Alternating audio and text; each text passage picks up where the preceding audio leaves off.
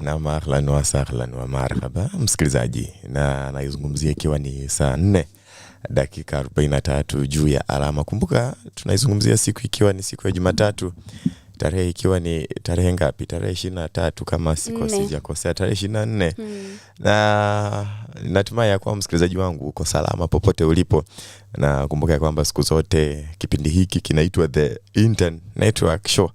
Kinakujia kila siku ya wiki kuanzia saa 4:30 hadi saa 6 za mchana. Na msikilizaji wangu, kumbuka ya kwamba unasikiliza Radio nambari 1 kwenye mtandao yenye vipindi, uhondo na taarifa za kuaminika, Radio 254.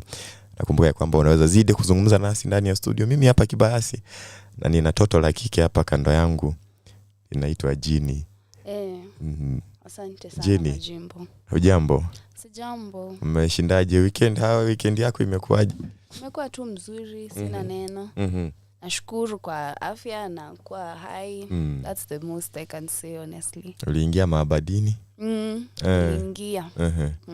Na huenda kwa wepesi tu ukaweza tu kutuambia huenda mhubiri alisoma kitabu gani, hata pia sisi tukue encouraged, because it's good to be encouraged by other people. Kwa kitabu alisoma vitabu mingi. Lakini hicho chenye najua tu kuna chenye kilikuhit up na kikasink. Kuna hii ya Ephesians 4:32 ambayo alisema be kind to one another and forgive one another as God has forgiven you through Christ. Na kiini cha hicho verse ni kwamba in order to maintain fellowship we have to remain kind to one another and look for the good things and be vulnerable with one another, listen to one another, etc., just as in the same measure that God has given us this so much grace, we should be able to give grace to other people. It was a good sermon, honestly. Alisema kwamba fellowship can be kutoka church, kwenda Bible study groups, hadi wakati tuko hapa mimi na wewe pia hii ni fellowship, kama Radio 254 huwa tuko na fellowship. Ni kweli. Yeah, so it was how to maintain relationships. Yeah. And you know, something called relationships are very important thing, because it's through relationship ndio unapata watu wanasaidiana. And by the way, relationship doesn't just come like that. You must kumbuka mchungaji akisema ya kwamba the enemy cannot just follow you up. Ya kwamba shetani hawezi tu akakuchokora akakuchokoza. When you see the enemy akikusumbua ama shetani akikusumbua, he is following what you are carrying. He's not following you.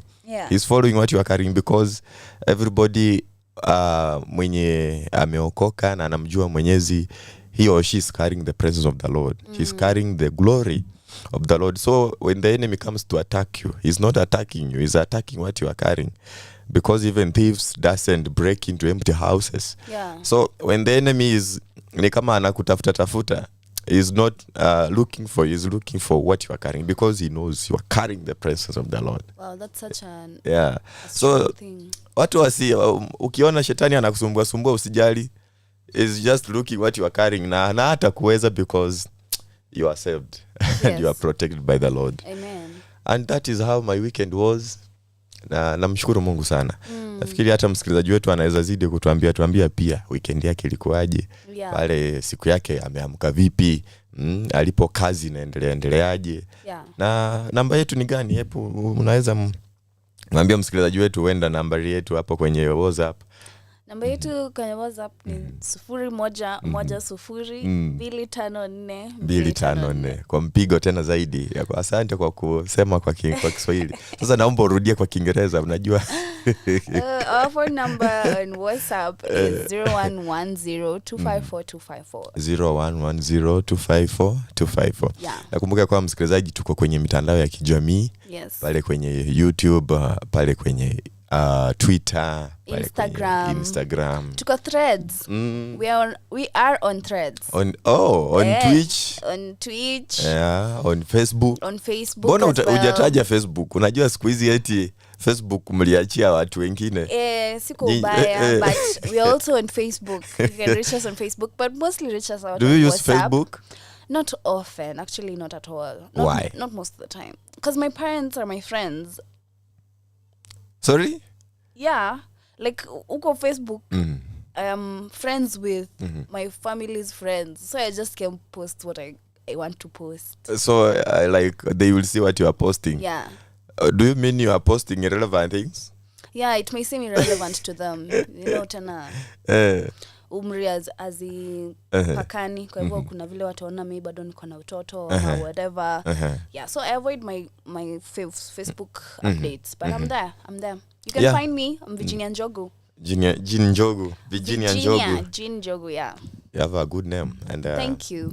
Fikiri mimi pale kwenye mitandao ya kijamii yote nipo kama Majimbo Kibayasi, na nafikiri msikilizaji wetu tuko hapa kwa ajili yako na tunakupenda, na ndio maana siku zote tunaamka tunaingia mahali hapa tunahakikisha kwamba we get to share what's going on, we get to give you the best entertainment possible. Ama nimeongea vitu zangu? Hapana. Kwamba tunakupa burudani. Kwa nini wewe ujiamini na kizungu yako? Tunahakikisha kwamba tunakupa burudani na uhondo, na vitu ambavyo vinakufurahisha au sio? Yeah, speaking of uhondo, aside from church matters and nini, what is going on in Kenya? Mambo ni mengi hapa Kenya. Mambo ni mengi. Masandi ndio machache. Because sijui watu wakaingilia mtoto wangu, sijui nini. Na hiyo kitu mimi nilifikiri itatokea hivyo Ijumaa na iishe.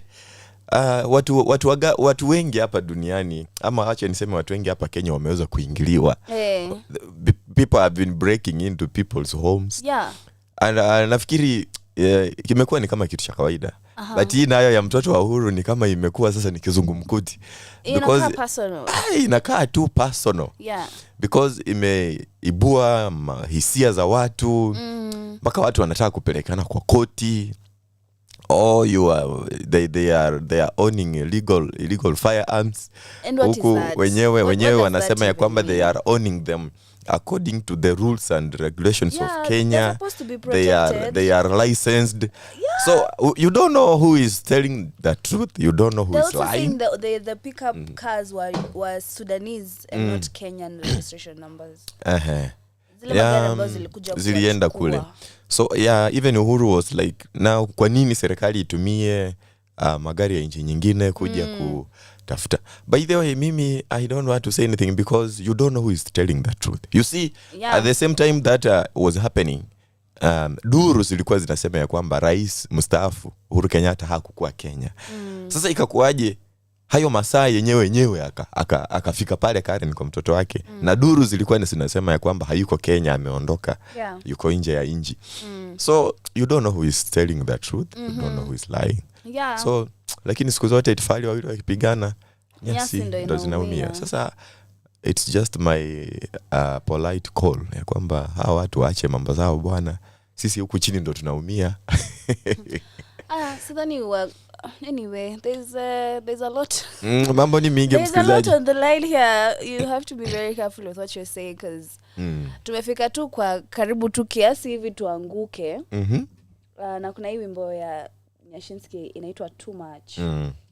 Na hii wimbo by the inaweza relate sana na most Kenyans kwa sababu we're just at the edge mazee. If tukisukumwa hivi kidogo tumeanguka, tumeenda kwa huko kunaitangu aje the valley kule kwa uko tu hapo unaangushwa hivi, unaangushwa yani unategwa kidogo hivi unaanguka. Unakumbuka Facebook, and we're just from talking about Facebook.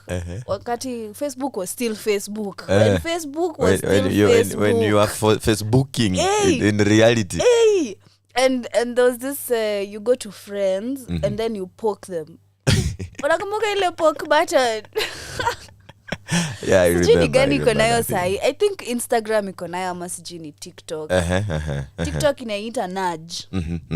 Kumfanya tu kuchokoza. So unapokiwa hivi by the way unaanguka cause mali tuko tunajishikilia tu na balance. Yeah, true. Tuko hivi kama wale watu wa nini equilibrium, wale watu wanatembeanga kwa kamba kadogo, gymnastics. Yes. Watu wa maajabu ajabu. Exactly. And I'm not sure we are built for the kind of flexibility ile kujinyoosha ambayo au gymnastics wanaweza fanya. Sidhani Kenya tunaweza hivyo. Ama pengine hatujui.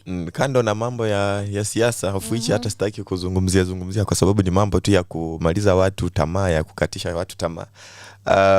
Lakini wacha ni unajua weekendi nafikiri sijui kama unafuatilianga hao watu wa mandondi. Watu wenye wanalimana mandondi kwenye ring.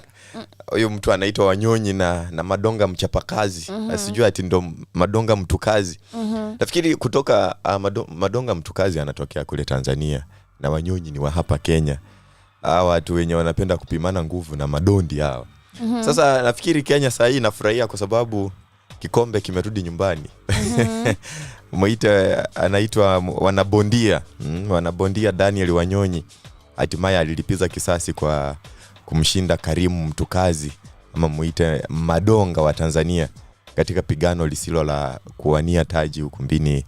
Walipatana hapa Sariti. Unajua Sariti Center sijui ndo Expo.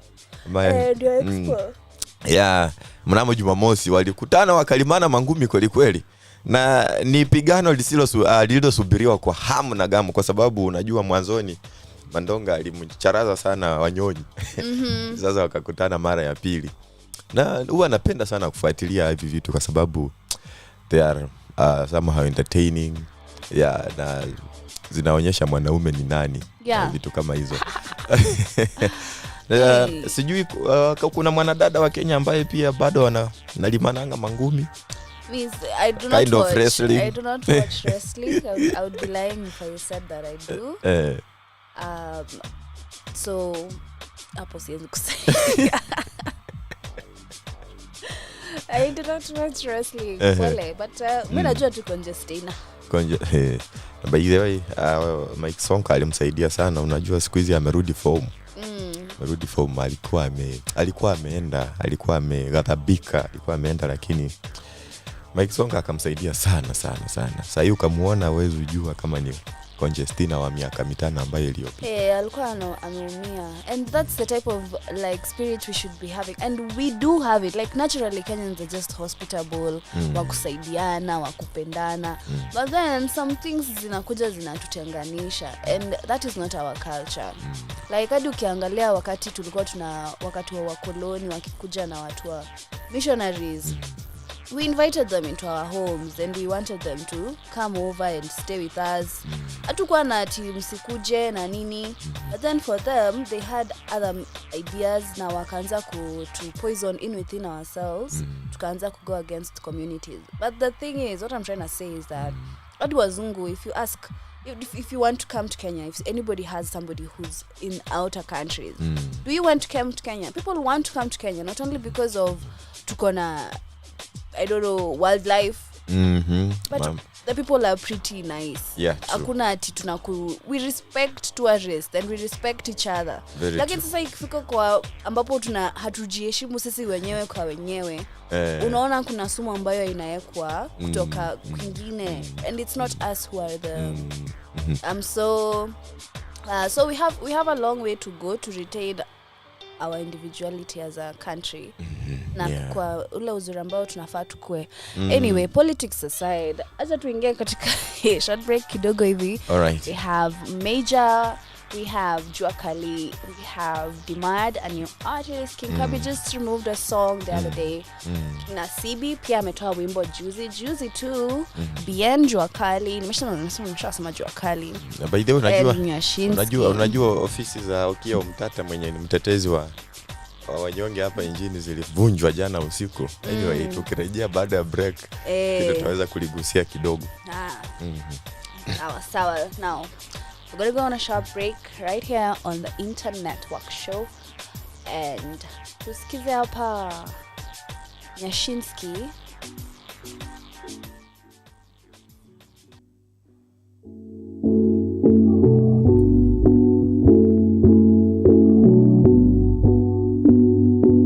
Nikona too much on my mind, just enough in my account, stress enough kukuwa na vice.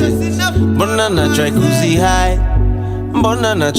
high, too much on my mind, stress enough in my account, just enough kukuwa na vice. Mbona na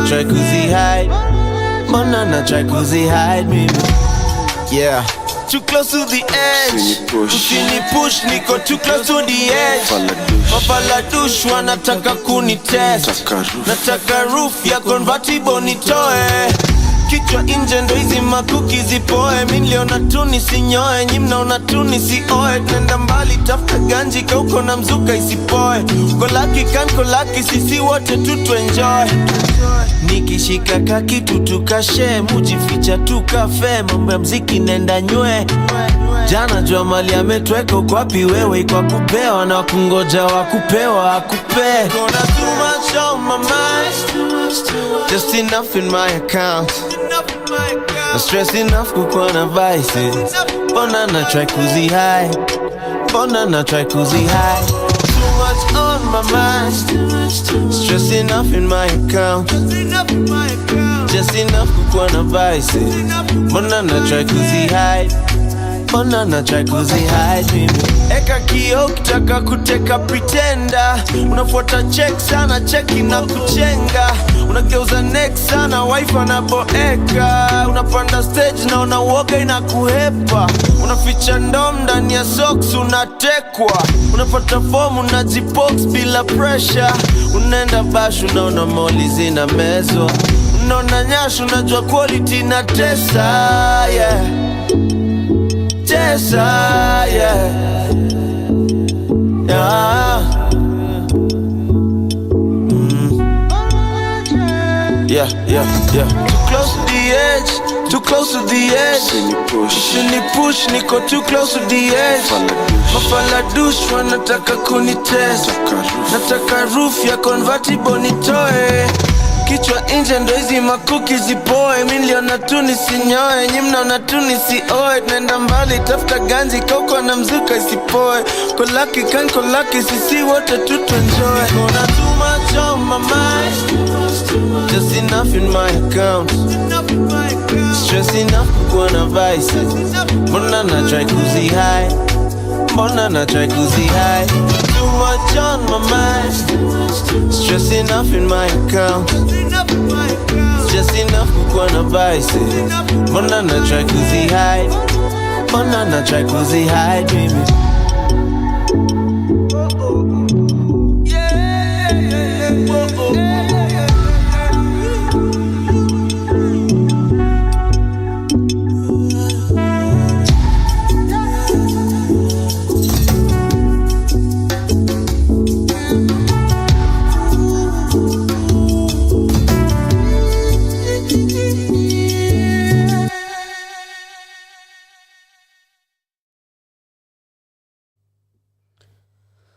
Kama kawa kama dawa, it's right here on Radio 254, your home of Kenyan hits and content 100%, 247 365 daily. And tumetoka kusikiza Nyashinski hapo hivyo akisema ako na vitu mob kwa akili yake na ako na pesa tu enough ya kuindulge into what anataka kuindulge in, na ako na enough stress kukuwa na vices. Yani vices ni kufanya yale mambo ambayo hafai kuwa akifanya, but ako na just enough ya kumsaidia kuachana na kuyo stress juu ako na too much. Alafu anatueleza kwamba tafadhali don't push me, I am too close to the edge. If you're trying to push me, you're testing me. Unajua juzi nilikuwa naangazia huyu Nyashinski kwenye makala ya mwanamuziki wa Kenya. Nikaona aliachilia kibao kingine hapo kinaitwa Good to Me. Oh wow. Na nikaona wow. Nyashinski yani anaachilia vibao. Yani ni mtu mwenye hela zake. Nyashinski ni kama Nyashinski anakuja kutoshana na Davido kwenye hela, ama Davido ana hela nyingi kumliko. Siwezi jua. But of course after a bit of research.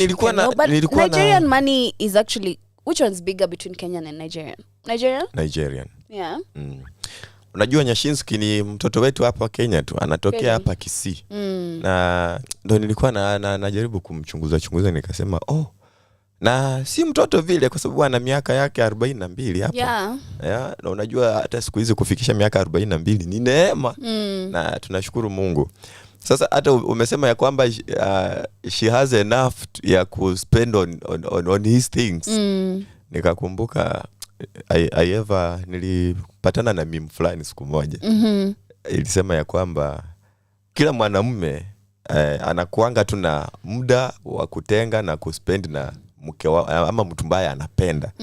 Na kama mwanamume wako is not spending time with you, is not spending money on you, maybe you are not the right person.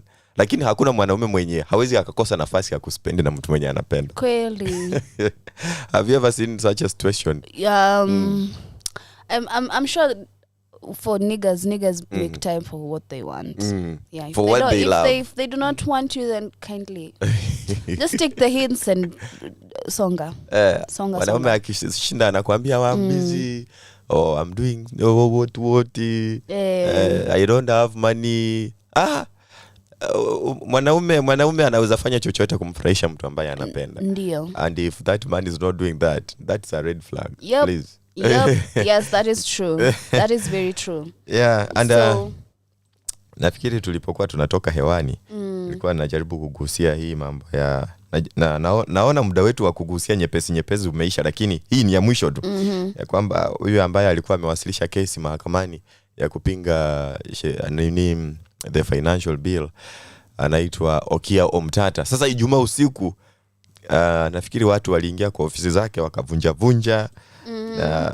Sasa na akidhibitisha tukio hilo, muite bwana Omtata mwenyewe aliyekuwa anaongea na gazeti la Taifa Leo ya kwamba hati zake zote muhimu zilikuwemo za kesi ya kupinga utekelezaji wa sheria ya fedha.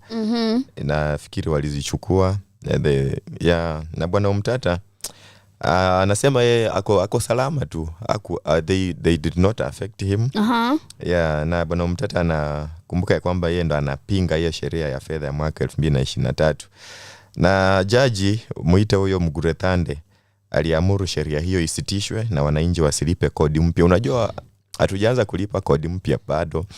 Na jaji mkuu Martha Koome aliwateua majaji muite David Machanja, Christine Meoli na Lawrence Mugambi kusikiza na kuamua kesi hiyo. Sasa hata kabla kesi haijaamuliwa, ofisi za Omtata vunjwa. Chukua hizo stakabadhi za kesi. Who is doing this? Who is doing this? Who is behind what is going on in Nairobi and in Kenya in general? What is going on, Maze? And me, I don't even care about what is going on. Me, what is? What do I mean? Kwa vile nimesoma. Najua what one thing results to another. So I'm like, what are the consequences of what we are doing, Maze?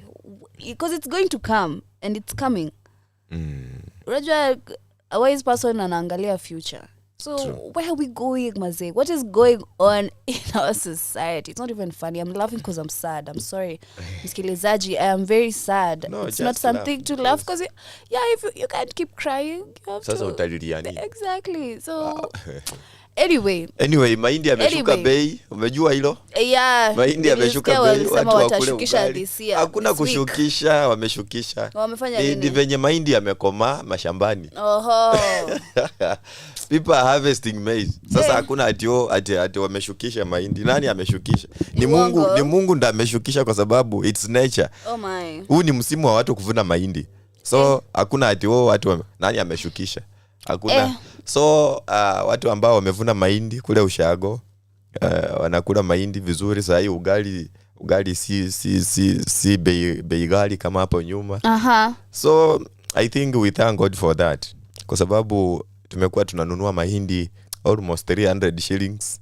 Gorogoro moja. But as we are speaking, people are not even buying maize because watu wamevuna, and it's good that way. Lakini sasa rumors inasema ya kwamba kiwango cha mahindi ambacho kinavunwa huu mwaka kiko chini sana.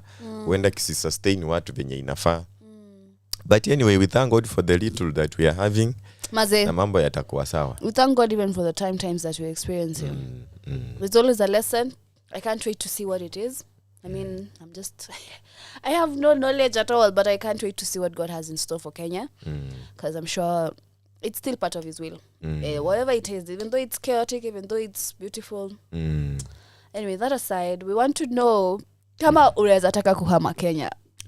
Unajua kwa mimi mtoto wanakuanga wameandika ati sihami Kenya. Mimi na hama. Sihami Kenya. Unajua bwana, Wednesday maandamano yanaanza saa 12. Wewe. So, nakuuliza je. Unaweza hama. Je, unaweza hama Kenya ama unafurahia mimi sana unaweza baki huku Kenya uchekange memes ukitesekanga? Mimi si hata naweza cheka memes za Kenya nikiwa kule USA. Unajua Gabu aliniambia, alinijibu hii swali, kwa hivyo ile swali ni lako. Kama unaweza hama Kenya, je, unaweza hama Kenya? Na kama unahama unaenda wapi? Wait, utahama mbona? Utahama Kenya mbona? Na utaenda wapi? Na utaenda uko mbona? So, why are you leaving the country? Which country would you go to and why? Unajua juzi Samia Suluhu Hassan mwenyewe rais wa Tanzania akasema ya kwamba investors are running away from Kenya. They are going to Tanzania because Kenya inaonekana hakuna amani. Sasa mimi nikihama hapa Siendi mbali, naenda hapa tu kwa jirani, kwa Mama Samia Suluhu Hassan.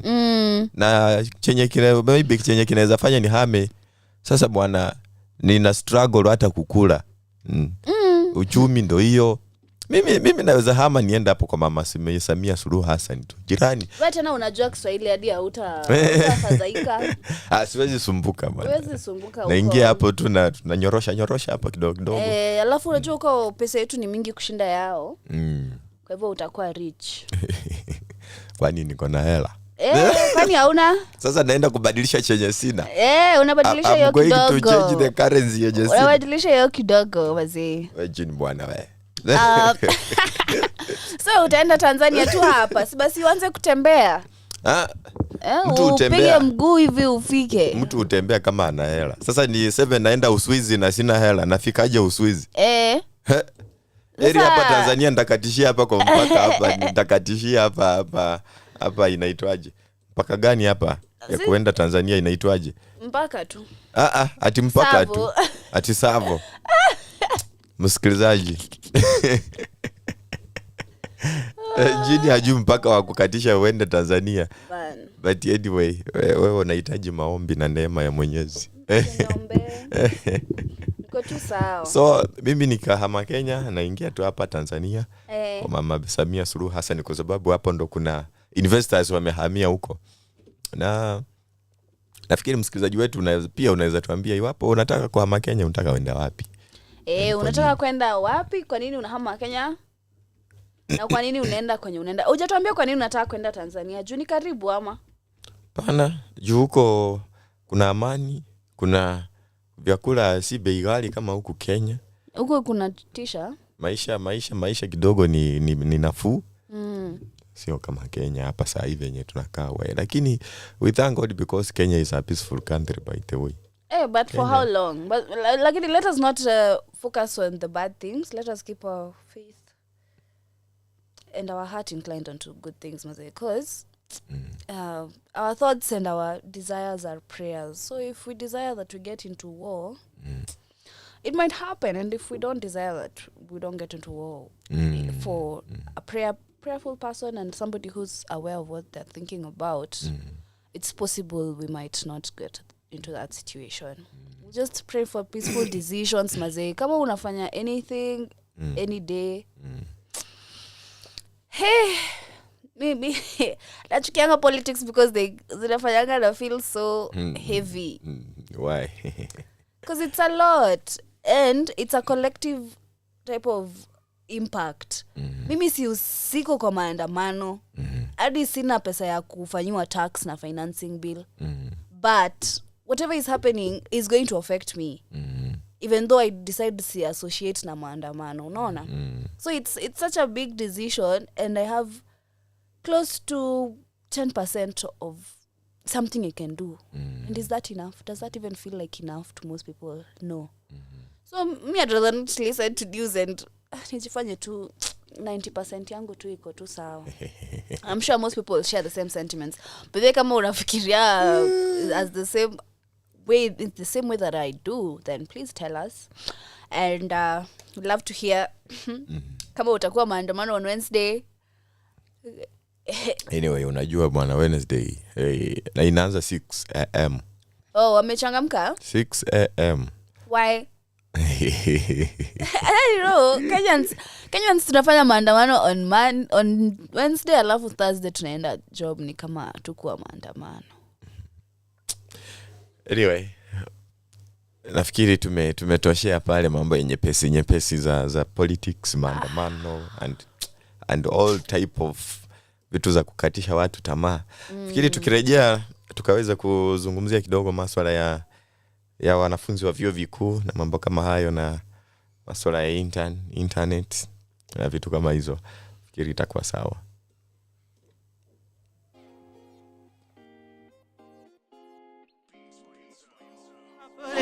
Some of the things that they did to us, just cause it's nothing we could do about it. And some of the things that they said to us, just cause it's nothing we could do about it. I put it in prayer every day, every day, every day. Natembea town kama mayor. Every day, every day, every day, every day. No weapon cause I can prepare. That's cause I put it in prayer. I put it in prayer. Confidence up, let that over model. They counting me out like I'm Quasimodo. They coming at me when me beba mapanga. They cutting me off. They forgot they get cut off my sauce. I have fallen and risen again. Sometimes you don't wanna rely on a man, cause they're switching the side like they Judah. I'm taking my stand to tell them that I got disabled. Got all my trouble disabled. I'm taking my stand to tell them that I got disabled. Got all my trouble disabled. I put it in prayer. Every day, every day, every day, every day. Natembea town kama mayor. Every day, every day, every day, every day. No weapon cause I can prepare. That's cause I put it in prayer. I put it in prayer. What's working at the ones that penetrated your skin? They go through to your head, in your heart you go blades, and your soul is a wreck. And I know how that feel, cause I be where you are when they say that you can. When your power is gone, we waiting them up, we put them in prayer, let God be the judge. We go faith and we not gonna budge. Atanitetea, sitaogopa. Mimi nishaomba, Mungu mtetezi. Atanitetea, sitaogopa. Mimi nishaomba. I put it in prayer. Every day, every day, every day, every day. Natembea town kama mayor. Every day, every day, every day, every day. No weapon cause I can prepare. That's cause I put it in prayer. I put it in prayer. Prayer, prayer, prayer. Prayer, prayer, prayer. Prayer, prayer, prayer. I put it in prayer. Prayer, prayer, prayer. Prayer, prayer, prayer. Prayer, prayer, prayer. I put it in prayer. Stand to tell them that I got disabled. Got all my trouble disabled.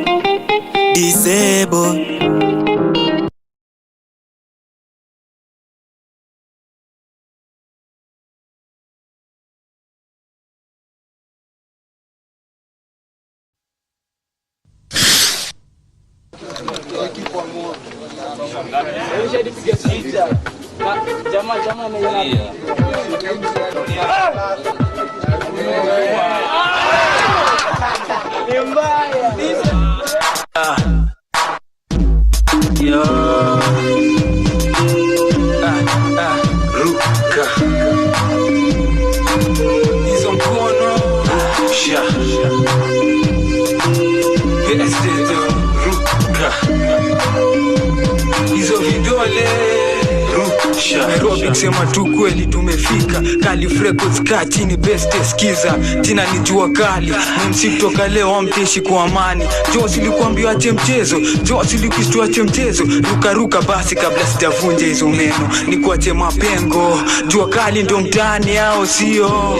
One sifla natoka mbio au sio? Hakuna mali tunaenda kwa nini forever. Toka Sauti Buru mpaka wherever. Mamta zingine screen mwasahau. Machuo zote kena pia sijasahau. Beste rusha mkono kidogo. Na nyinyi mamanzi wote Nairobi jitingisheni kidogo. Hizo mkono rusha. Beste ruka.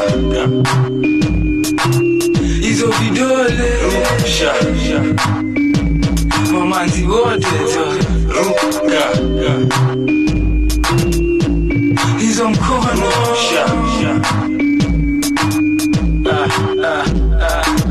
upesi kwa kando yangu ni Clement. Bitake wazimu zitakubloka upepo. Au niamini basi takuja kwa ndoto yako kaa chini. Ruka ruka sitakuna mtu amekaa chini. Wewe siwezi kuacha nyuma twende. Kwa sio watu wakale au tuende kali kumsoro tukakule viazi. Tuongele mambo mazuri njiani. Cheki ule kwanza viliko sawa. Ukimkatia mbele yangu besi jo itabidi mekukatakata. Na nitupio kichwa Nairobi River. Kuja kikuita rusha mkono kidogo. Na nyinyi mamanzi wote Nairobi jitingisheni kidogo. Hizo mkono rusha.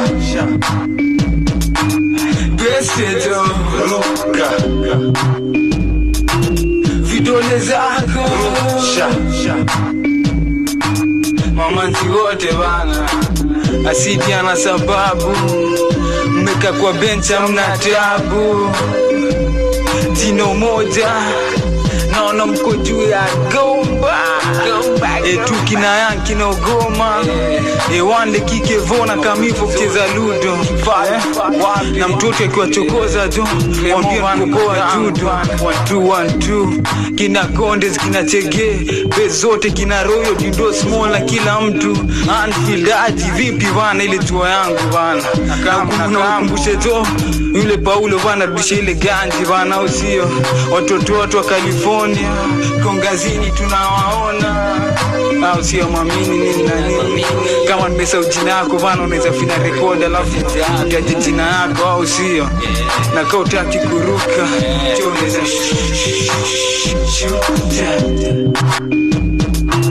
hizo mkono rusha vidole zako toka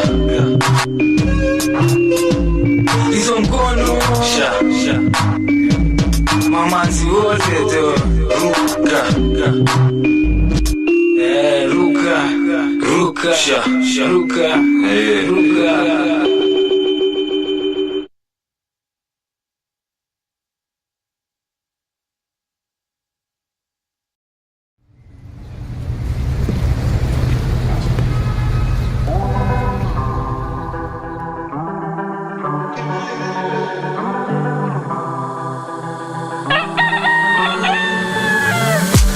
Kukosana na wewe sikutarajia, kuwa mbali na wewe akimeniacha babaya.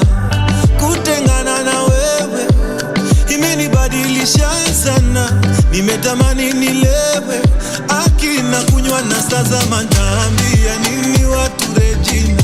Haya mapenzi yalinoga, nakumbuka tulipeana majina. Leo baby kesho tomato, mitandao ikaleta fitina. Ukawa uambiliki nami kichwa changu na kikavimba, nikawa sisemezeki. Inauma lakini nitazoea, inauma lakini nitazoea. Hali ya mwanaume duniani ni kuzoea, hali ya binadamu duniani ni kuzoea, ndio nashindwa.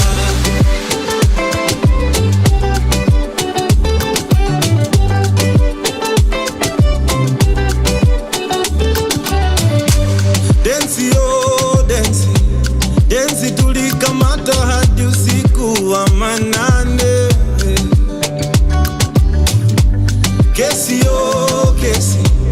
Kesi tukakubali tutapendana milele.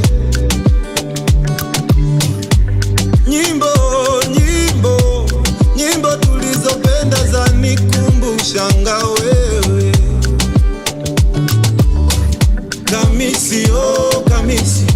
Kamisi na baika uliwacha na nusanga ndio nilale.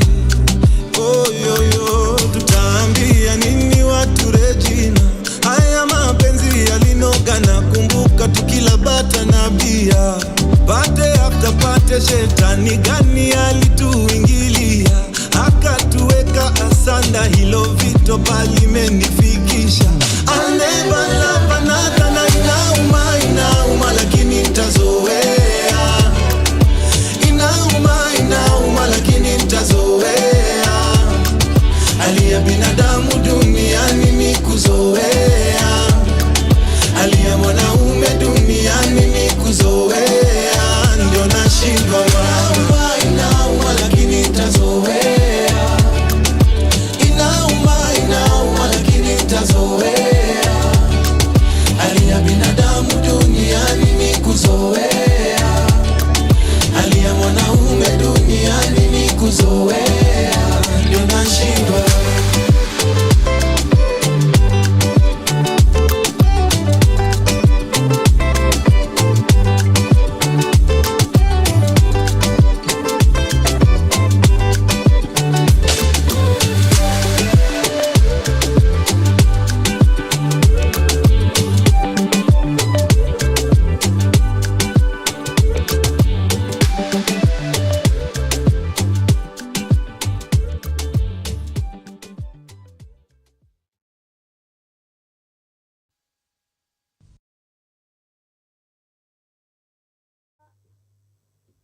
Welcome back to Radio 254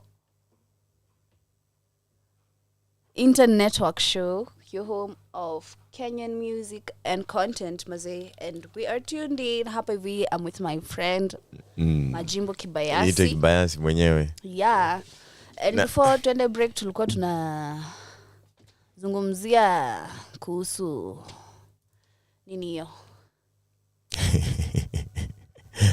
Hebu ongea Kiingereza chako. Wachane na Kiswahili chenye kinakutatiza. We were discussing about maandamano and how politics is a big factor in Kenya, but beside the point, we wanted to know kama unataka kuhama, unaenda country gani? Na tumekueleza, utuambie kwa our social media platforms, ututext kwa WhatsApp 0110254254, tuambie ungeenda country gani kama unataka kuhama Kenya, na mbona ungeenda hiyo country, na kwa nini unataka kuhama Kenya. Majimbo umetuambia unataka kwenda Tanzania. Unataka kwenda Tanzania kwa sababu iko tu hapa karibu. Hapa ni karibu bwana. Na wako na amani. Lakini kweli wewe unataka kwenda country nyingine? Ama unajua naongea Kiswahili pia? Hapana, unajua eti kipenda choroho ni dawa. Yeah. So it's Tanzania for you and it's Tanzania for you. Kipenda choroho ni dawa. Na wewe kwani ungependa kwenda wapi? Mimi ningeenda Greeki. Ugiriki? Ningeenda huko. Hey, unajua kuongea Kigiriki? Hapana, but just ningeenda huko nijifunze. Inspiration ni the Bible was written in Greek. A part of it. Actually it's in the New Testament. Niliandikwa na Greek, right? Greek ndo Greece. Greece. Yeah. So, uko ndo kanya ningetaka kuenda nione vile wanaandika hizo vitu zao. I learned the Bible language. You know, you get the original version of the Bible. That's just my take, but yeah. Wow. Hey, you have big ambitions and dreams. Hey, you better know. You better know. Anyway, you see, umesema vizuri ya kwamba we are in Internet Network Show. Na you see, hiki kipindi by the way kilibuniwa kwa ajili ya mimi, wewe na mtu yeyote yule hapo kwenye jamii, ya kwamba si vijana tu pekee, si wanafunzi tu pekee, hata mpaka ni kwa ajili ya wazazi hapo kwenye jamii, kwa sababu mzazi ndiye mlinzi wa mtoto wake. Mzazi ndiye mlinzi wa mwanafunzi wake.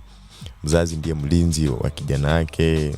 Yani we get to talk about things that maybe are affecting our children, our students there in university. The other day nilikuwa nagusia mtoto. Sasa sitaki kumuita mtoto, acha niseme kijana mkubwa ambaye unajua mwezi wa 9 uko hapa. Mwezi wa 9 it's just mwezi wa 8 ukisha tunaingia mwezi wa 9 and people are beginning to join campuses and universities. So I was trying to share about kuna vitu vya msingi, kuna vitu ambavyo tunaweza ona ni vyepesi sana, lakini they are costing some students because someone is transitioning. Someone is transitioning. Yeah. Asante.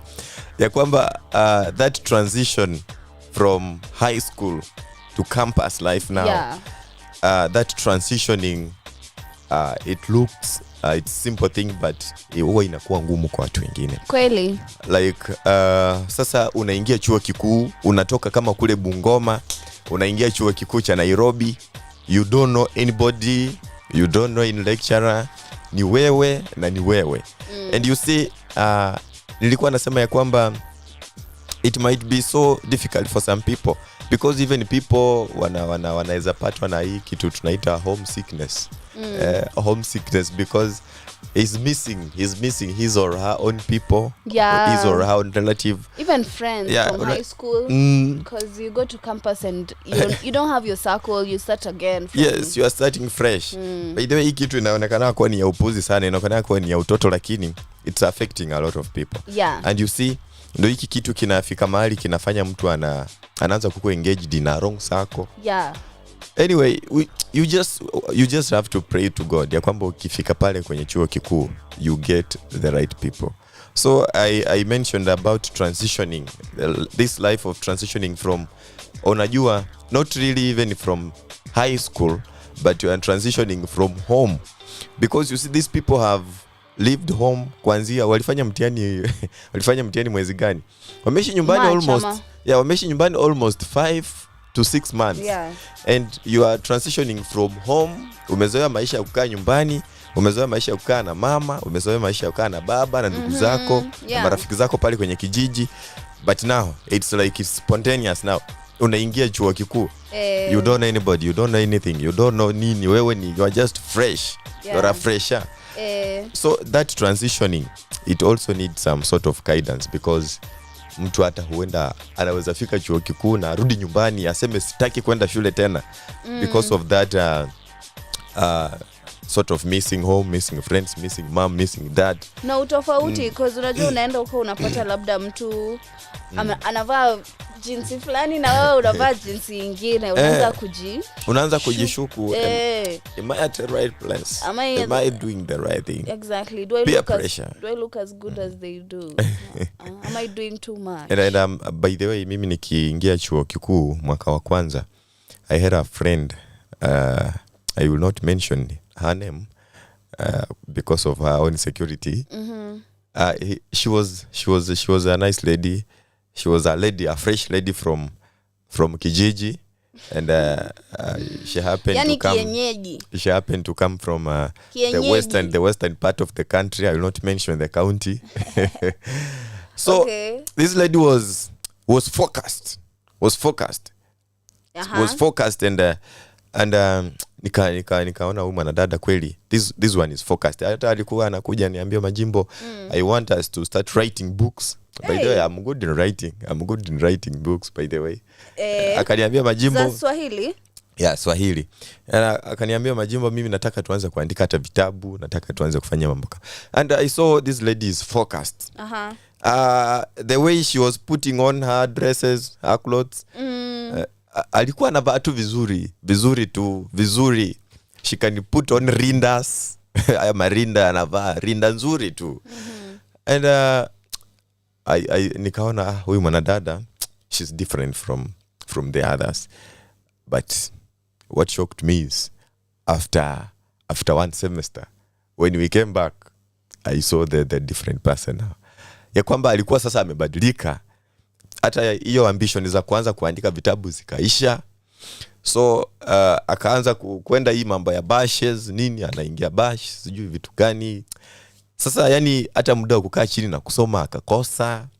Akaanza na nikamuuliza what's wrong nini kibaya, because you are not like this the first time you came from home, the first time we met here in university, you are not like this. Even ulikuanga mchapakazi, even in class lecturer akifunza, she used to answer, angebeba mkono kama mtoto wa primary ama mtoto wa secondary, and she answers almost everything. Lakini from nowhere akazama tu. So I came to realize, unajua venye alikuwa anatoka nyumbani akiingia chuo kikuu, she was still fresh from the village, still fresh from home, still fresh from her mother's hands. Sasa venye alikuja akaona huku kumbe maisha yanafanywa hivi. Huku kumbe watu wanavaa toja. Huku kumbe watu wanavaa longi, hawavai marinda. Huku kumbe watu wanajipaka wanja. Huku kumbe watu wanajiongezea nyusi za macho. Nikisema nyusi za macho unaelewa wasio. Hizo eyes. Huku kumbe watu wanajipaka rangi kwa uso. Then the lady just changed at once. Sasa hata akaenda hivyo, akapata rafiki, akajiingiza kwa masuala ya mapenzi, na akapata mimba, na akazaa mtoto. And the parents were like, hey, huyu mtoto ni nini? Because hata yeye hakutaka wazazi wake wajue kama amezaa mtoto, because wangemaliza. So this lady ajaiambia wazazi wake alizaa mtoto akiwa huku.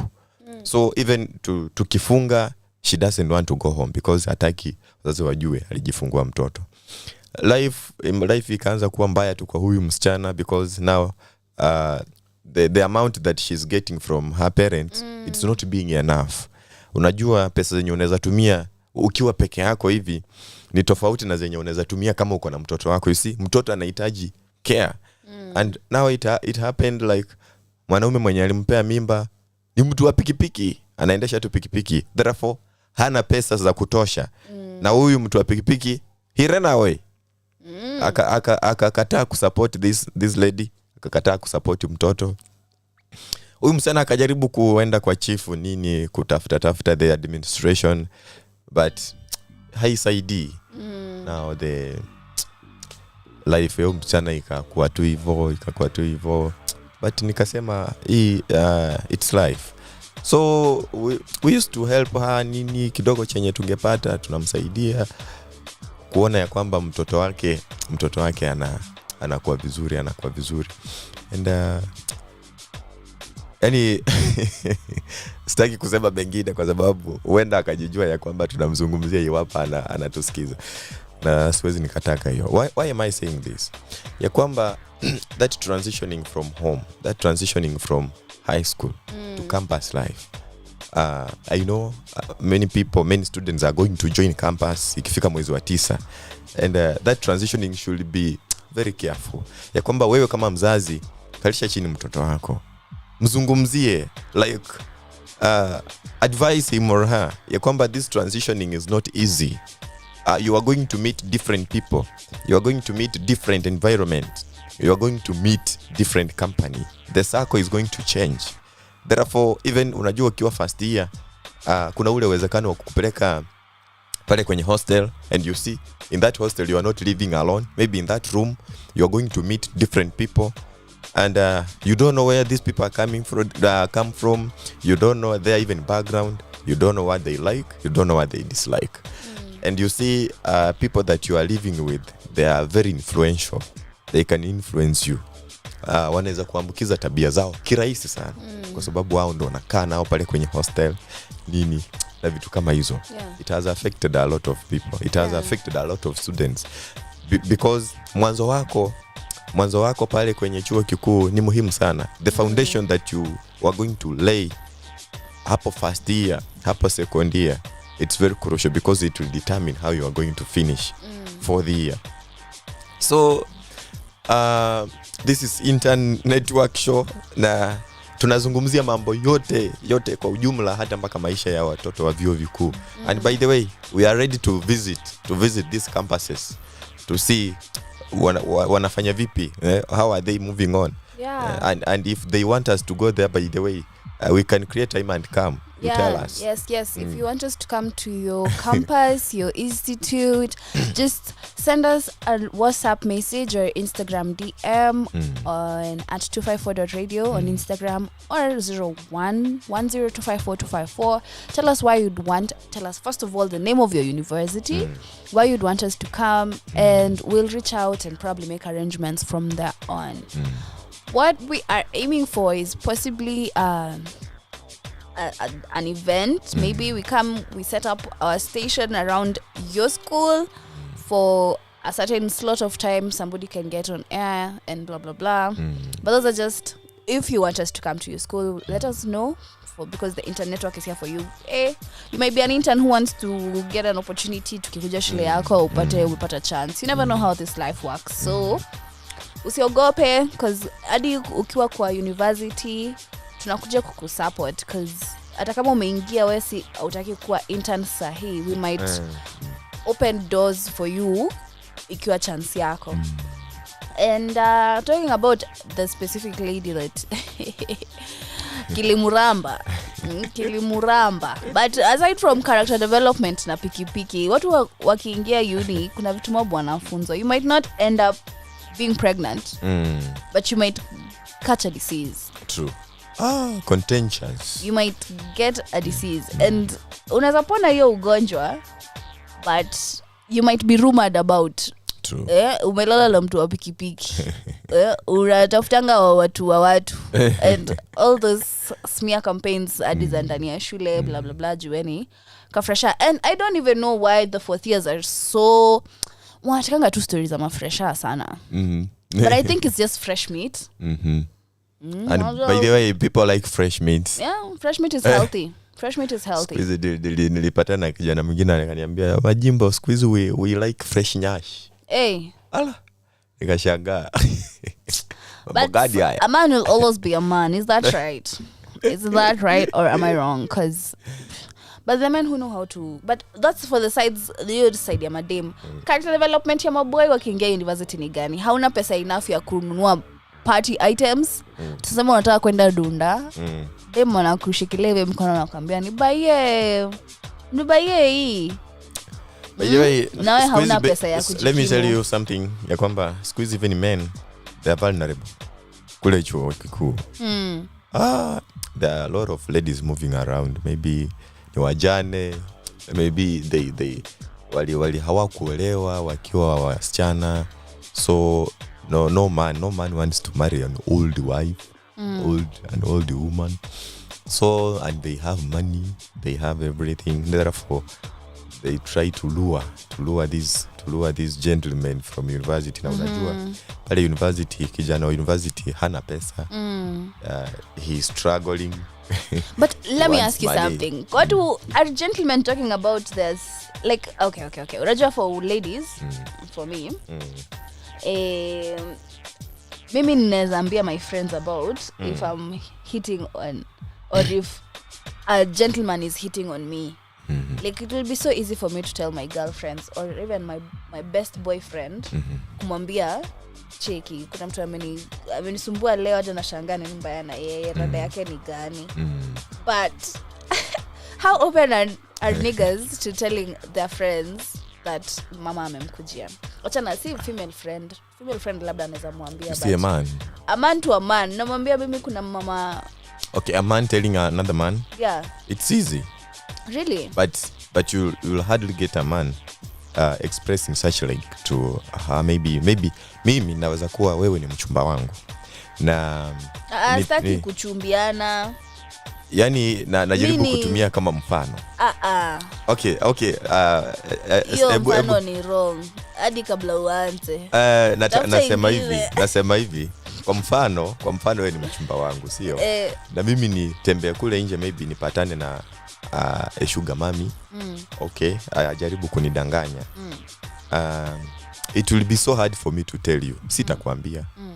Siwezi nikakwambia. Nijue mimi ni mchumba, mimi nataka alikuwa rafiki yako kama best yako a man.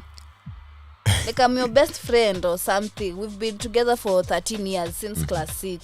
I'm your best male friend.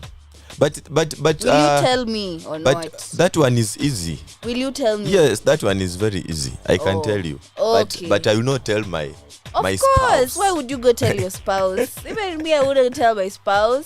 But it's important that you tell the spouse. Actually, going back kwa vile tulianzia the episode tukisema kuhusu fellowship and nini. God alikuwa anasema jana sasa kwa the preaching. It's good to be vulnerable and it's wrong to keep things personal. Kai, hiyo sentence ilini attack. Look like, but I'm my own person. What do you mean I can't keep things personal? But apparently, when you keep things personal, zinaanza kukuuma ndani, zinakufanya ugonjeke, unaanza kupata ulcers. Like, autoimmune diseases starts from you not respecting yourself, sinning against yourself. God is punishing you, you know. Me, that's how I see it, though. Do you know that the life you are living is not your own? Exactly. So, have I said anything in contradiction to that? So, I'm just trying to say, the life that you are living, it's not our own. And therefore, somebody should not take life as personal. Kwamba sasa ya maisha ni yangu. Hata nikipitia kitu, I don't want to disclose it to anyone. Exactly. Nataka nikae nayo tu because it's personal, it's my personal life. Hey, life is not your own. Yeah. This life belongs to God. Exactly. So, if maybe you are passing through something, uwezi ukakosa tu mtu completely wakumwambia kitu. Many people are losing life outside here because mambo yanawakula kutoka ndani. Hey, na kukula kutoka ndani is crazy. Someone just ulcers na kushika and you just die and they bury you and they forget about you. Yeah. So the life that you are living is not yours. If you are passing through something that is no good, don't hesitate to disclose, because sharing is a half of sharing is a half of what? A problem half shared. A problem half shared is a problem have solved. Yeah. That is what I was looking for. Yeah. So share. Yeah. Share, just share. Imagine share. So ndo sasa nimekushika hivi. Sasa ndo maana utafaa uambie huyo ambaye unachumbiana na yeye. Share cuz ukiweka hivyo ndo unasisitizia. I may not tell her for some reasons. But it's important that you do. From what nimekukamata. You see, a man is the head, right? Right. A man is the head. And it's believed ya kwamba mwanaume there are some things anaweza tatua hata bila kumuhusisha mchumba wake. And sio kila kitu ambacho unapitia unakimbia kwa mke wako kumwambia. Utageuka utakuwa mtoto. Wewe utakuwa mtoto wewe. Kwa sababu you can't even settle something. Sasa kama mimi kupita njiani nisumbuliwa na mwanamke, mbona nikimbie nimwambie mwanamke wangu ati babe nilikuwa napita mahali nikasumbuliwa? What? Kwa nini? I'm not a child. I can handle that thing. Kama mimi ni mwaminifu kweli, nitamkataza tu mwanamke nimwambie mimi sitaki haya mambo. I have my wife, I have my spouse. Lakini kama I will have that promiscuous behavior, even I will go on having an affair na huyu mama mwenye ananisumbua na bado nisiambie mke wangu. So it's a personal decision. But I don't see if it's healthy kumwambia mchumba wako atumepita njiani ukasumbuliwa na mwanamke. You see, security for the sake of, unajua sasa mke wako ataanza kukushuku. Pengine ni ile amesisitiza. It's becoming a problem to you. And if you know women, na mimi najisindilia kwako, nikiona sikupati for some women, they sabotage your home. They sabotage your friendships. Not have you met, but you must have heard about such women when that are just evil. Wanaamua, if I can't have you, mimi nitakuharibia kila kitu. Na anakujadi na ball. Na hiyo ball anajua si yako. Na atasema ni yako. Na ata cause trouble. Na so you imagine you keeping it on the sideline after it's grown, imefu. Inaitwa kufu? Imekuwa. Yani imekuwa festered. It's like a wound that has pus inside. You're keeping it. You're like, I can handle this wound or something. But then it could burst. Na I find out from an inappropriate way. How will that go around? But you see, a lady those that are the challenges. A lady that mwenye anataka kukaribia hata akakuchumbia leo na leo hiyo ukaenda kumwambia mke wako, kama ni mtu mwenye anataka kuharibia atakuharibia tu still. Si ndio? So umwambie usimwambie, kama mwanamke ako na nia mbaya kukuharibia familia yako maisha yako, atakuharibia tu. Kweli? But sasa ndio unaona umuhimu wa kumwambia juu it's better coming from you than from somebody else. Yani that is my point, right? Your transparency. But for you ladies, you find it so easy to share with your spouse kama mwanaume amekusumbua kule nje, right? But for men it's a bit hard. It's all right. At the end of the day si ati nyote mnakuanga mnasumbuliwa. Rate of kusumbuliwa ina differ for people. Kwenda huko. And even for ladies it's the same. I mean, kuna wasichana ambao wanakaa siku wiki na hawajasumbuliwa. Squeeze wanadada wengi wanajipendekeza kwa wanaume. Yeah. But then I was watching this show. Have you watched Hey Mr. Right? No, I don't watch. Anyway, kulikuwa na msichana fulani alikuwa anaitwa Nyokabi. Tell me about it. Alikuwa anaitwa Candy. Like, you know, the show is about guys come into the show, one guy, and okay, statistics ni there are many females than males. So females ndo wanangoja kiria to. You have to eliminate, kama baki wanne, you have to eliminate two. Yes, so you have to eliminate somebody and decide, is this what I want, this is what I want, blah, blah, blah.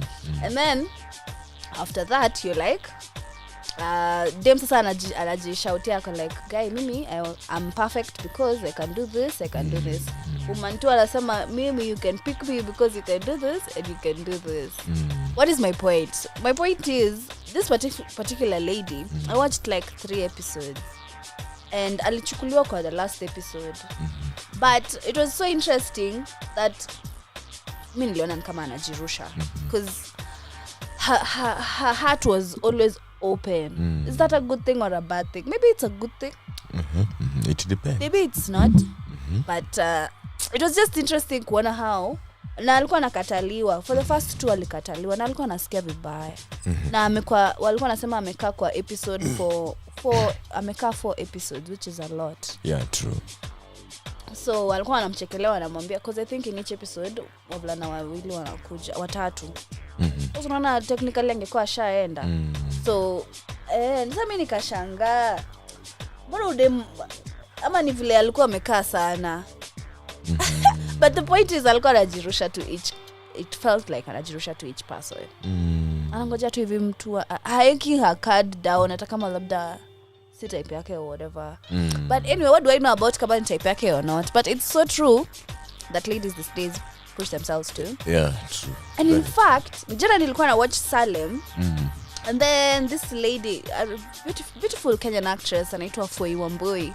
Akasema she's acting as, I don't remember, some kid. Akasema ati this is the 21st century.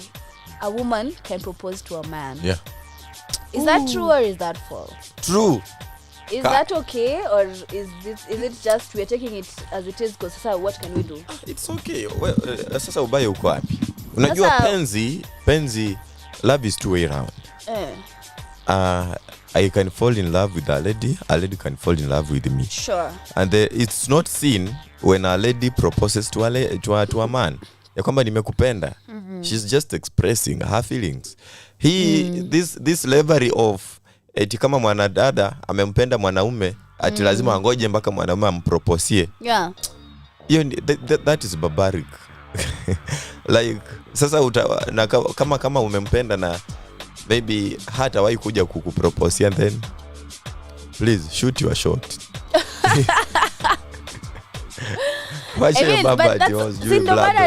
It's a good question sababu umesema watu wanajisukumilia kwa watu wengine. Kuna wenye wanajiforcia. You see, if you realize a man is not interested in you, move on, mwachane, acha kujisukuma.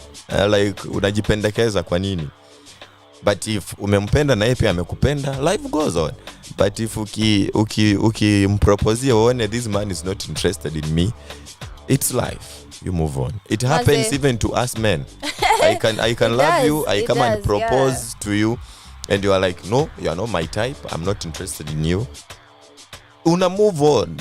Hakuna haja ya kubeba hiyo kitu kwa roho. You just move on. Kwani tumekataliwa mara ngapi? Maisha magumu. Tumekataliwa mara ngapi? Kwani wewe hujaikataliwa? Mimi nimekataliwa. Mimi kwanza I agree. A lady can do what she wants. Imagine. So this thing at which we are not living in Jupiter, we are on Earth. So kama if you are in love with a man, you are a lady, please, and you see huyu mtu is a responsible man, unaweza anzisha naye maisha, don't hesitate. Don't hesitate. Ati mimi nakanga tu hapa mpaka siku atakuja. Na asipokuja, acha upuzi. Utabaki hapo ukingangana. But ni God. At the end of the day, as we are both as in who said that are men ni wanaume tu wenye wako supposed to propose on women? Who said the man is the head of the family? Being a head doesn't mean that you are the one to propose. It is. That's what it means. Hey. I think I should make some teachings on this. I am seeing danger. It's a very thin line. I'm it's a seeing very, very danger thin somewhere. Because you see, a man being a head in a family, it doesn't mean that ya kwamba sasa yeye ndo ana propose. Yeah. Being head is you are in charge of your family. Yeah. You control the decision making of your family. Yes, exactly. But it doesn't mean, you see, being a head is so different from emotions. No. Dear man. Being a head. Man, you take responsibility, unachukua yote. Acha kusema ati nataka hivi ati lakini bado niko hivi. Being a head is so different from love. You see, you can be a head, but you don't love. Actually, no. You are a head, but you don't love. You see, I can rule you, Jane. I can control you, but maybe I'm not in love with you affectionately. But I'm the head. I'm ruling you. For example, mkuu hapa is our head. Does it mean anakupenda kimapenzi? No. But he's the head. Yeye ndo anatuongoza. So ruling somebody doesn't mean that you unampenda kimapenzi. But tena unajua kupropose kuna hiyo ya kimapenzi na kuna ile kupea suggestion. Kupea mawaidha. I propose we do this. Okay, but for the concept, for what we are the circle that you are talking right now, ni circle ya mapenzi. And if you're the head, basi you're heading in love. You're like, we're assuming this is a relationship in love. You know. So my conflict inakuanga mbona unataka kukua head in one part and then unataka ukue something else in one nini. And this is for the type of men when you wanakuanga wamejieka hawaambiliki na a female person. Like you as a girl, I know male juvenists. Kwanza then wako like me, I know most ladies are like this, like me as a man, like they're so hawajali vile wanazungumza, especially hata kama lady yako hapo blah blah blah blah blah blah. So when you come in with your worth that even me I can propose to you but I can't talk to you, make it make sense. Ama si make sense? You're making sense. Juu kama you can rule over me, then also take the rulings kwa proposal, also propose to me. That type of mentality. I'm just being hard-headed because I can also propose to a man. But what I'm trying to say is kuna wale ambao ni vichwa ngumu hawataki kusikia kutoka kwa female at all. Okay. Yeah, by the kuna wanaume, you make a mistake of proposing to him, red flag. Mi kuna mmoja ni shy. Allah. You have ever proposed? Si propose ati marry me, nile tu I like you, can we like date or something? Allah.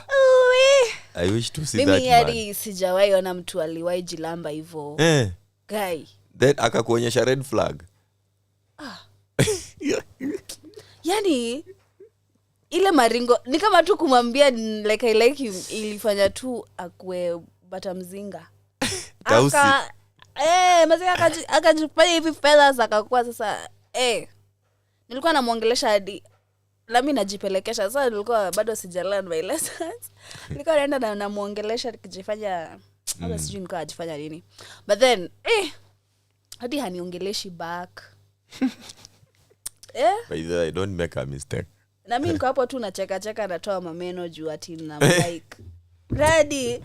Like, but you know the red flags I saw was that my body was telling me run. Like my hands were cold, my stomach was knotted, I felt like I was shivering, and it's sunny. So you're like mtu ati anifurahishi, like maybe I like how he looks like, but he's not making me happy. This is not how happy feels like to my body. That's the mistake when you see nowadays many people, they're interested without looks. They're interested with mtu ni mweupe. They're interested with this. Oh, I like a dark man. I like a dark woman. People are interested in outlook. They are forgetting. The greatest mistake someone can do in life is marrying a wrong person. Okay. The greatest one. The greatest mistake somebody can do in life is marrying somebody because of ni keupe. I like that dark skin. Hey, that's the biggest mistake somebody will be making. Okay, people have preferences. Preferentials. Good. People have preferences, but when it comes to the matter of relationship, when it comes to a matter of marrying someone, please marry someone that you are compatible with. We have something we call compatibility.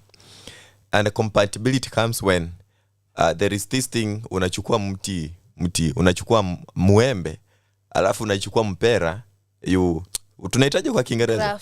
Crafting. You cannot craft.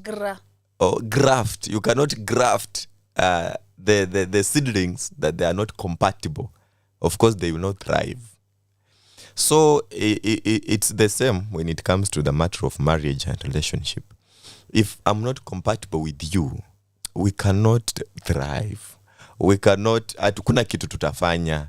You see, love is whereby you give me, I give you. But when I will be giving you and you are not giving back, or you are giving me, I'm not giving back, there is no compatibility in such situations. And such situations comes when you get engaged to someone that is wrong, that maybe he's not interested in you, that maybe he's not feeling you. Mwenye the grace of love, ya kwamba neema ya mapenzi, it's not working on you. Na ndio unaona watu hey, like marriage zina break, relationships zina break because ulimpenda kwa sababu tu ya venye anakaa. Yani ulibambika tu na yeye. Ulibambika na venye ni mweupe. Ulibambika na venye akona na nyashi kubwa. Ulibambika na venye akona matiti kubwa. Oh, sorry to use such like words, but let me just use them because this thing is happening so many people. Unabambika na mtu ati ni venye akona na kifua kikubwa, akona 6 packs. Ni mrefu venye unataka. You see, it's messing a lot of people, by the way. And kama kibayasi, I just have one thing to tell you. Ya kwamba msikilizaji mwenye unatusikiza, wewe kijana wa chuo kikuu mwenye unatafuta mpenzi, wewe kijana wa chuo kikuu mwenye unatafuta kuoa, please marry someone that you are compatible with, that you can be grafted together na mukaendesha maisha vizuri, than kuoa mtu because umebambika na yeye, kuoa mtu because ni mweupe penye unataka, kuoa mtu because yako na masikio mazuri yenye unapenda, kuoa mtu because eti yako na pua nzuri yenye unapenda. Hilo pua litazeeka siku moja, hizo hayo makalio makubwa kuna siku yataisha. Kuna siku mwili hubadilika, mwili huchange. Mtu anaweza kuwa mnono leo, kesho amekonda. Mtu anaweza kuwa na figure 8 leo, kesho amezaa. Unajua mwanadada naye akizaa, the shape of the body inafika mahali inabadilika. Now you loved her because of the shape of the body that he's currently having, because of that size 8, figure 8, sorry to size 8, that figure 8 that she's having. But kesho mwili utabadilika, because mwanadada akizaa mwili unabadilika. Will you not love her kwa sababu hiyo figure 8 itakuwa imepotea? Hivi leo ni mweupe, kesho kidogo mbadilisha mazingira, sura yake ibadilike, aanze kuwa na mweusi. Utaacha kumpenda because amebadilika sura? No. So it's all about compatibility. It's all about compatibility. If you are compatible with someone, well and good. If you are not compatible and you sense in your spiritual sense ya kwamba you are not compatible with someone, please cut that relationship as soon as possible, because haitakuna mahali tena. I think it's easy to say if you sense, but most people hawajisikizangi. Hadi hawezi jua what their spiritual self inawaambia. Achana na spiritual, hadi tu mwili. Kama unaumwa na kidole ama unaumwa na msuli, hawezi kumbuka jana ulibeba gunia mzito. Unashangaa na hii mkono inauma tangu last week. Acha. Haukumbuki uligongwa na mtu ama sijui ulijigonga mahali, because hauko that aware of yourself. People do not have the privilege of awareness of themselves. Kwa mtu ambaye anaweza kaa chini afikiria aseme huyu mtu ni mtu mzuri kwangu, yani ajiulize yao maswali ya is this person right? Huyo ni mtu ambaye anatafakari kuhusu maisha yake. Lakini kuna wale ambao wanaishi wakiishi. There is something. So sometimes that is over, there is a incompatibility na nini. Inakuanga tu ulijitakia. If you wanted a better life for yourself, you'd make efforts to know what you're compatible with. Nobody is going to come do assignments for you and this is what I'm compatible. Like, I've been looking at you and you seem compatible to me. No. You're the one who has to sit down with yourself and decide, napenda Ushiro, napenda Shiko, napenda Magi. Wote wanakaa poa. Magi ni light skin kiasi, alafu Shiro anakuanga dark skin, lakini amebeba. Lakini Shiko anakuanga tu hivi one stand. Lakini Shiko anakuanga ameishi tu kwao. Shiro anakuanga tu ameenda kila mahali. Alafu kuna Magi anakuanga tu ameenda church. Sasa unaanza kuangalia, what do I want? Si Magi, because Shiro anaweza kuja akwambia babe mimi nakupenda, utachukua shiro na juu unamkatia aba juu amekwambia ati mimi naona tuko compatible? Hilo ni swala lako na unafaa ujue what you want. Lakini sasa utajuaje kama haujui? Jane, how will you know if you don't know? Jane, Sema kwanza jibu, how will you nature. know if you don't know? I'm trying to answer that ya kwamba nature is the medicine of everything. Jane, what belongs to you will always come. What belongs to you will always come. Najua kuna mtu tu ushaituongea na yeye na ukafili moyo wangu kweli huyu umempenda, and at the same time yeye pia ana feel tu huyu msichana venye tu tumeongea moyo wangu pia umempenda, and this man just proposes to you na wewe pia una feel kweli huyu nimempenda. You see that feeling, that connection between you and him is the one that is required, because that connection will never die, will never fade. That special connection between your soul, between your heart and his heart. I'm so sorry, but I want to disagree. Saying that something will never die is a lie. Things die, things fade, things change. It's a mortal world. We're not gods. We're not eternal. Okay, I'm not like dying of this physical dying. No. What I'm trying to mean. Neither do I. I don't mean physical at all. What I'm trying to mean is, love. It's so hard for love, that affectionate, that special affectionate to die. It's so hard. No. What I'm trying to say is, it's so hard. let us remain sober-minded. Life is not as smooth sailing as movies. The movies we watch sometimes, they wanataka tu kutupapasa macho ndo to watch for a bit longer. But even our parents, na tumai una wazazi wako wote yeah, wapo wako pamoja bado. Same to mine. They've been together for almost 30 years. Silver age, or I don't know what it's called.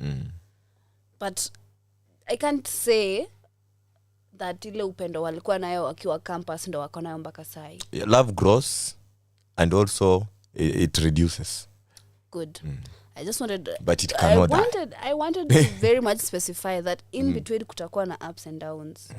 So to expect that it will never fade, that it will never change. It will change and it will fade and it will come back up and it will change again and it will constantly. But that's just reality. If you that don't connection can't die. Okay. If it's true connection, it cannot die. If it dies, umesema wameishi pamoja miaka 30.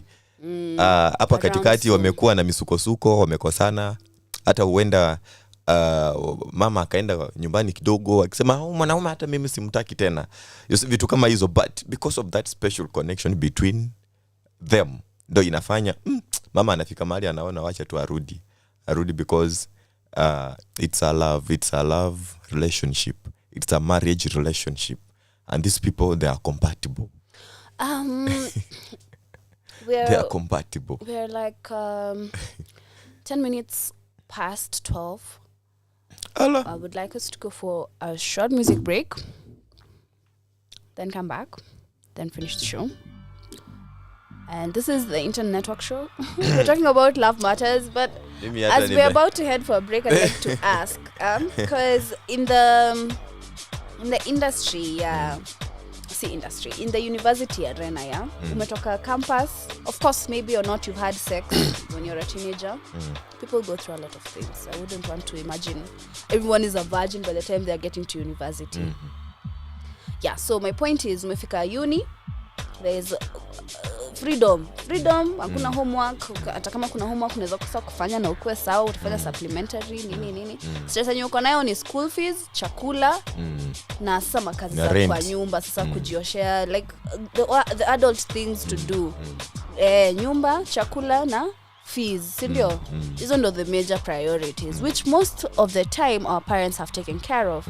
So we have our parents taking care of our finances, but at this point is when we're trying to discover ourselves as individuals, because umetoka high school, umetoka kuambiwa you're an A material, na kuja campus you want to figure out how this air material is going to become a person in the world. Like neza fanya nini, neza penda nani, you're discovering yourself. And my question is, sasa, as you're doing so, kuna this culture, and it's a very common culture. It's Western. It comes from the West, yeah. But in Kenya and in most African countries, it's in everywhere, honestly. It's very much what wameipenda. One hookup culture, friends with benefits. Sijui what, sharing is caring, uteo ya Nairobi, sinia. Vitu kama hizo. It's been very much ingrained. Hadi kwa movies, you just see how it's happening. It's a community thing all over the world. So you decide you're trying to be cool like everybody else, right? To get into this relationship. Is this relationship supposed to teach you about marriage itself, or is it just for fun, like friendly fun? Is that a right mentality to go into relationships with marriage at a university relationship level? Because unajua ukiwa high school sawa basi, high school labda hata ufikiria una akili sana, but ukiingia uni unajua you're a grown up. In a couple of years I could get pregnant, I could get a job, I want to get married, I want to get kids. That whole scope. Unafaa uingie na games kwanza, na kuna watu ambao wanaingia na games kwanza. Alafu wanasema mimi nataka kusettle, naona time inaisha, naacha kuhanya na nataka kusettle. Sawa. Lakini sasa hata kama una settle kwa juu ukihanya kuna mtu anakuanga type yako. So unahanya mtu anakaa wanafanana kiasi, labda wote wako na haga ama wako na chest kiasi. Kuna vile tu wote wanafanananga in a way because that's your type. And then there kwamba two cannot work together until they agree. Sasa hiyo imeingilia wapi? Yani najaribu kusema two cannot work together until they agree. In a sense like so umesema hata kama ukihanya kuna mtu wao mnapatana mwenye mnafanana, mwenye mnaingiana. Kufanana ni ile, wanafanana ni ile. X wako na X1, X number 1 was particular person, na X number 3 na 4 na 5. Wako na features tu the same, labda tu wote wamenyoa. Ama something tu, wote tu wana relate, wako na characteristics the same. Na ndio maana nasema two cannot work together until they agree. If you get it, fine. If you don't get it, forget about it. So, I was like, unajua type yako ni hii. Umepitia type yako yote. Are you still going to look for a wife who is your type? Ama you're going to look for somebody who's going to be compatible to you? I don't know, that question is actually very, very long. Hii mambo ya type nataka watu watoe sana kwa fikra zao. Your type? Kuna kitu ati this is my type. This is type? Ati this is my... Wewe. Dangerous. Very dangerous. Hey. Ati type. Type. We don't marry types. We marry people. You don't marry type. You marry wife. Ish. Someone like mwenye you are going to engage into a marriage relationship. You see, a marriage relationship sio kama hizi relationships za tu you are my friend babe, darling, sijui blah blah blah. This is a marriage relationship. But doesn't type matter? Hey. Labda naweza kuoa alafu nipate sina hisia zako kama my type. That one is not type. Yo ni nini? There is something you call intimacy, the affectionate.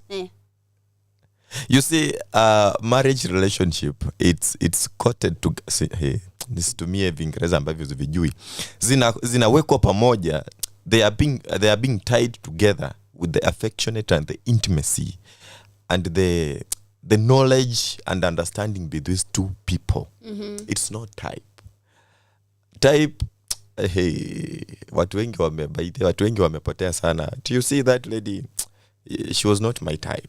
How? You see, wacha kusema she's not my type. You are being too general. Oh, right. You are being too general. I do not like this and this about her. Yes, we are not compatible. Like I don't have his feeling. I don't have her feeling. That is, I'm not interested in this girl, and there is no that special connection between me and her. There is no that love. There is no that intimacy, that affection between me and him. So, she's not my type or he's not my type. we don't marry types.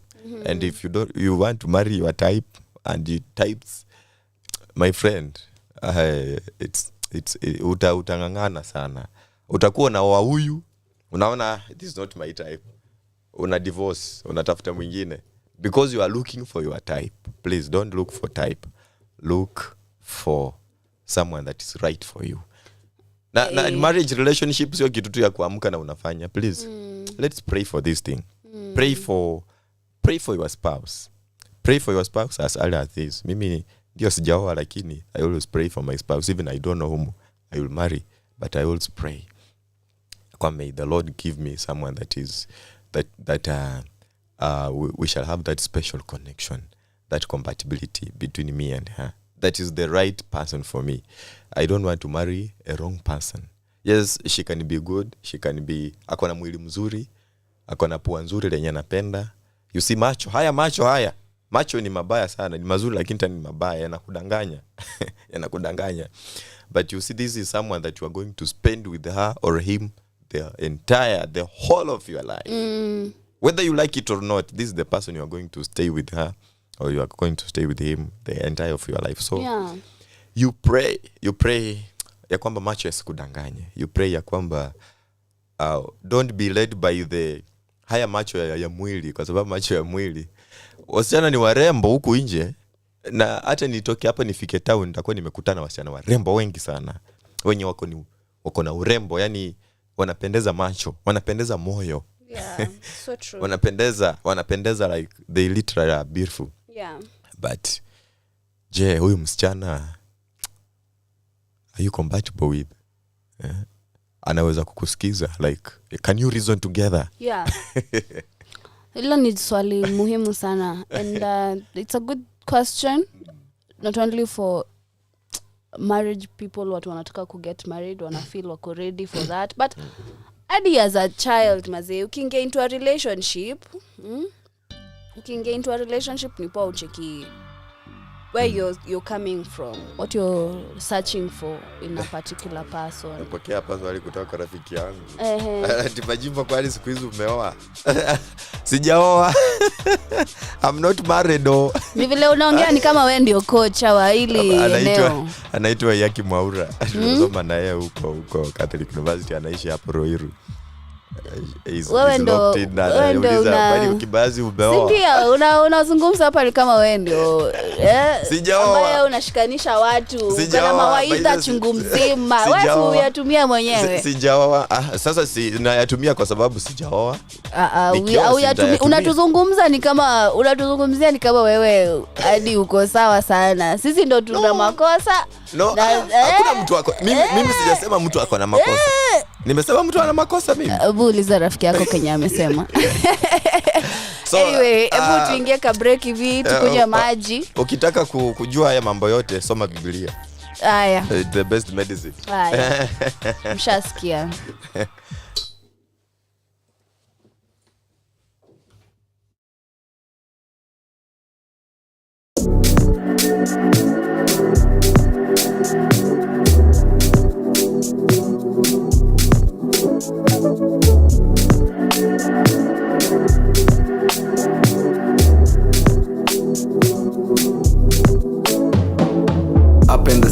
But not on a jet. Smoke up a jet, roll up the rest. I'm coming to your spot, better scramble some eggs. Got a bird's eye view, never mess up the lens. He come through, buck it up and rock out your neck. I'm not against how you make all your bread at the strip club, baby, but I'm not that impressed. Cause your body is the best, girl, embrace it. Done with the chasing, every time we blaze on the haze, it's amazing. Big smile, eyes sitting low like some Asians. Big body gal, soft lips, so flirtatious. Big bright heart and her mind so engaging. Like fine wine, you're a dime, never aging. Take it to the station, spaceship down to the crib, so spacious. Got them baggy jeans, but your curves still escape it. Calling on my phone and it feels so right. When you say my name, yeah, it feels so right. Look into your eyes and it feels so. Damn, you got me caught up and it feels so. Calling on my phone and it feels so right. When you say my name, yeah, it feels so right. Look into your eyes and it feels so. Damn, you got me caught up and it feels so. And it feels so. Yeah, it feels so. Yeah, it feels so. And it feels so. Yeah, it feels so. Said it feels so. Yeah, it feels so. And and it feels so. And it feels so when I need inspo. You set the tempo. People got their noses in our beards trying to sniff for. Kiss you on the tempo just to bless your mental. Even though my drip cold matching on your skin tone. Lately I'm unlearning every single thing we've been told. Been up, been down, been paid, been broke. Love letter mixtape, she got me on these sick flows. Eating up beat tapes every time I see those. And you love the boy cause it sounds so bespoke. Right from the intro, I be on that beast mode. East, west, north, south, everything we do be the talk of the whole town. Used to be a negative vibe but it's old now. Cause we got soul now.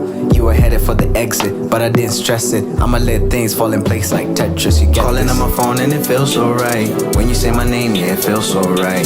Look into your eyes and it feels so. Damn, you got me caught up and it feels so. Calling on my phone and it feels so right. When you say my name, yeah, it feels so right. Look into your eyes and it feels so. Damn, you got me caught up and it feels so. And it feels so. Yeah, it feels so. Yeah, it feels so. And it feels so. Yeah, it feels so. Said it feels so. Yeah, it feels so. And it feels so.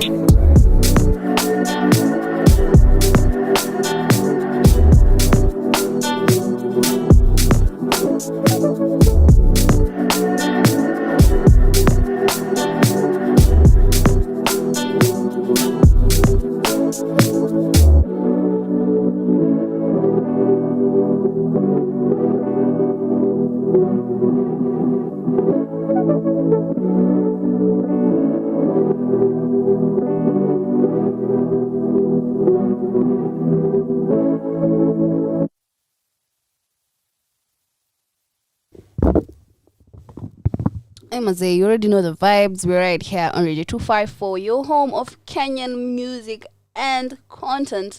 And we already know, Mazee, this is the Internet Network Show. Na tuko hapa hivi tumechill na mimi naitwa Jim na hapa kuna bishte yangu anaitwa Kibayasi mwenyewe Majimbo Kibayasi. The storyteller. I love. Ajua ni trademark ya mtu mwingine, utashikwa buda.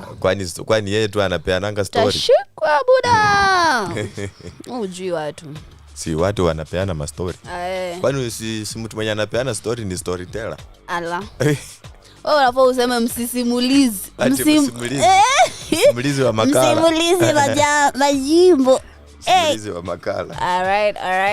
We've had such an interesting conversation right here on the Internet Network Show, basically trying to figure out what the university students are doing with their lives out there. Trying to see that when you get into your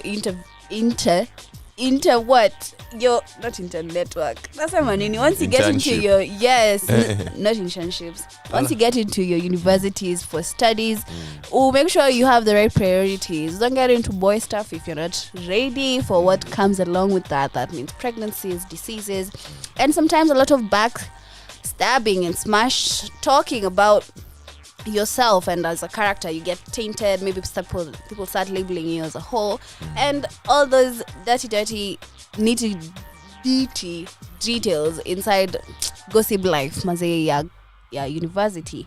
And then pia tukazungumza kuhusu how ufai kuwa na type because a type is not a person. You should have a personality that you're interested in, and you should figure out why somebody is not your type. But like kusema this is not my type, unafaa explain this is person hanibambi juu ya ABC. Shida ni wewe ama ni yeye? Shida si it's not me, it's you. Yeah, so you have to figure out kwa nini udem anibambi na udem mwingine ananibamba. What are the characteristics? Na isikuwe physical, kwa sababu physical ndio type. Actually personality ndio ile sasa character. Sasa kama unafurahia character type hizo watu wanatafuta hizo types. Physical ndio type, cuz ukienda kwa type yako utapata tu uko tu solo. That said, we've asked you that if you want us to come to your university, send us an DM on Instagram or a message on WhatsApp on 0110254254. That is 0110254254. And Once you do that, you tell us where you are from, which university you are from, and why you'd want us to come to your university. After that is said and done, we'll make arrangements. Tutakuja tutume letters kwa watu ambao wanafaa kupata hizo letters, na tuone kama tunapata chance ya kukuja huko kwenu. Tukuja tuone your community, we say hi, maybe somebody from your university might be getting an internship right here on Radio 254, because Maze, this is the home of Kenyan content, even Kenyan students. We are supporting kila mtu hapa hivi Maze. Kila mtu is a Kenyan. We're here for you. All right. Majimbo, kuna jambo jingine ambalo nimekosa kuguzia? Nafikiri umegusia mambo yote.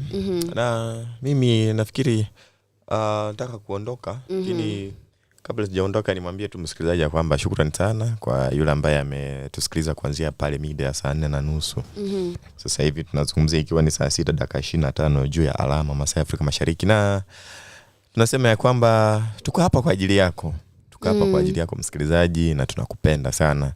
Ndio maana tunatenga muda ili kwamba tuje tuzungumze hapa na pale mambo ambayo yanatukumba pale kwenye jamii, mambo ambayo yanakumba watoto wetu, mambo ambayo yanakumba wazazi wetu na vitu kama hivyo.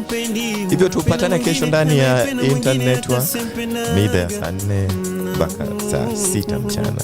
Lakini kwa leo tunapatana mida ya saa 10 ndani ya Ukonga 254, na vile vile mida ya saa 1 ndani ya Kurunzi ya 254. Kwa heri kwa muda.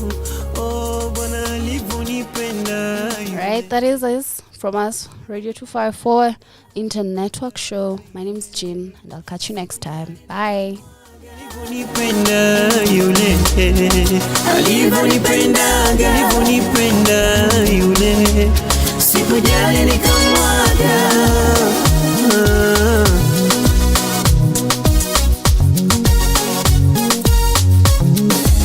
Yule aliyempenda bure, nikamwacha kwa ajili yake. Yule alipata pesa na zenye hiyo sikuwa na maana. Kweli macho yaliniada, macho yaliniada.